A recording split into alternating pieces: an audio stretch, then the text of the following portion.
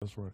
And this is a question I've never asked you since you come on, and I hope it don't throw you off, but I know it won't.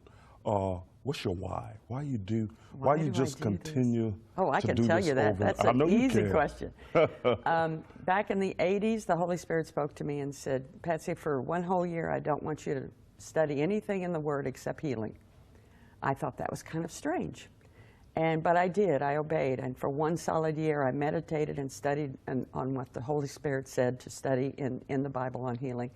At the end of that year, I didn't realize that my son would end up in ICU. He had fractured my 7-year-old fractured his skull at the base of his brain stem. His brain started swelling. The doctors were not hopeful. They said he would probably die. If he didn't die, he would probably have seizures or brain damage the rest of his life.